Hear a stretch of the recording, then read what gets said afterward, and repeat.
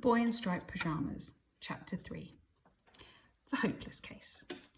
Bruno was sure that it would have made a lot more sense if they'd left Gretel behind in Berlin to look after the house, because she was nothing but trouble. In fact, he had heard her described on any number of occasions as being trouble from day one. Gretel was 3 years older than Bruno, and she had made it clear to him from as far back as he could remember that when it came to the ways of the world, particularly any events within that world that concerned the two of them, she was in charge. Bruno didn't like to admit that he was a little scared of her, but if he was honest with himself, which he always tried to be, he would have admitted that he was. She had some nasty habits, as was to be expected from sisters. She spent far too long in the bathroom in the mornings, for one thing, and didn't seem to mind if Bruno was left outside, hopping from foot to foot, desperate to go. She had a large collection of dolls, positioned on shelves around her room, that stared as Bruno when he went inside and followed him round, watching whatever he did.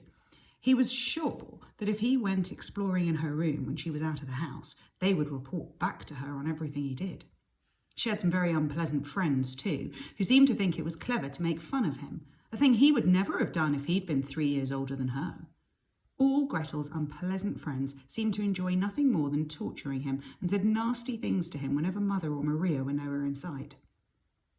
"Bruno's not 9, he's only 6, said one particular monster over and over again in a sing-song voice, dancing around him and poking him in the ribs. "I'm not 6, I'm 9, he protested, trying to get away. "Then why are you so small?" asked the monster. "All the other 9-year-olds are bigger than you."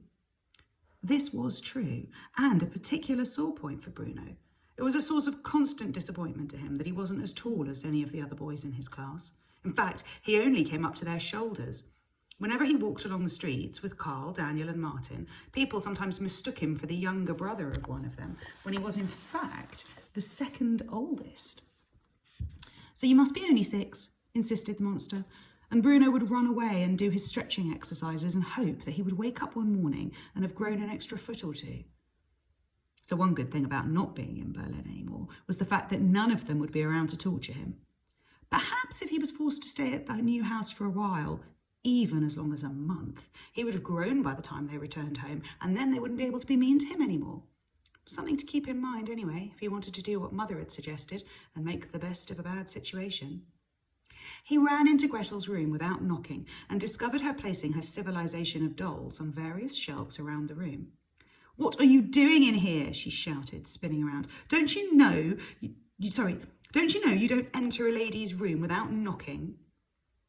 "You didn't bring all your dolls with you, surely?" asked Bruno, who had developed a habit of ignoring most of his sister's questions and asking a few of his own in their place. "Of course I did," she replied. "You don't think I could have left them at home? Why, it could be weeks before we're back there again." "Weeks?" said Bruno, sounding disappointed, but secretly pleased because he'd resigned himself to the idea of spending a month there. "Do you really think so?" "Well, I asked Father, and he said we would be here for the foreseeable future." "What is the foreseeable future exactly?" asked Bruno, sitting down on the side of her bed. "It means weeks from now," said Gretel with an intelligent nod of her head. "Perhaps as long as 3. "Oh, that's all right then," said Bruno, "as long as it's just for the foreseeable future and not for a month. I hate it here." Gretel looked at her little brother and found herself agreeing with him for once. "I know what you mean," she said. "It's not very nice, is it?" "It's horrible," said Bruno. "Well, yes," said Gretel, acknowledging that. "It's horrible right now, but once the house is smartened up a bit, it probably won't seem so bad.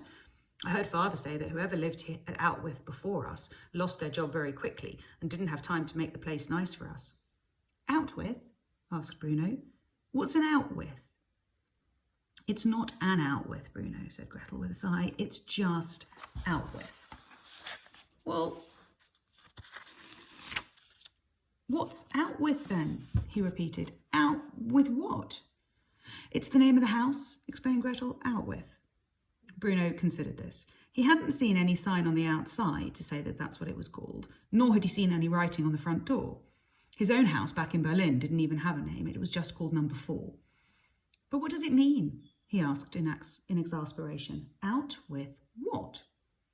"Out with the people who lived here before us, I expect," said Gretel. It must have to do with the fact that he didn't do a very good job and someone said, out with him and let's get a man in who can do it right. You mean father? Of course, said Gretel, who always spoke of father as if he could never do any wrong and never got angry and always came in to kiss her goodnight before she went to sleep, which, if Bruno was to be really fair, not just sad about moving houses, he would have admitted father did for him too. So we're here at Outwith because someone said, out with the people before us. Exactly, Bruno, said Gretel. Now get off my bedspread, you're messing it up. Bruno jumped off the bed and landed with a thud on the carpet. He didn't like the sound it made. It was very hollow, and he immediately decided that he'd better not go jumping around this house too often or it might collapse around their ears. I don't like it here, he said for the 100th time. I know you don't, said Gretel, but there's nothing we can do about it, is there? I miss Carl and Daniel and Martin, said Bruno. And I miss Hilda and Isabel and Louise, said Gretel. And Bruno tried to remember which of those 3 girls was the monster. I don't think the other children look at all friendly, said Bruno. And Gretel immediately stopped, putting one of her more terrifying dolls on a shelf and turned round to stare at him. What did you just say? She asked. I said, I don't think the other children look at all friendly, he repeated. The other children? Said Gretel, sounding confused. What other children? I haven't seen any other children.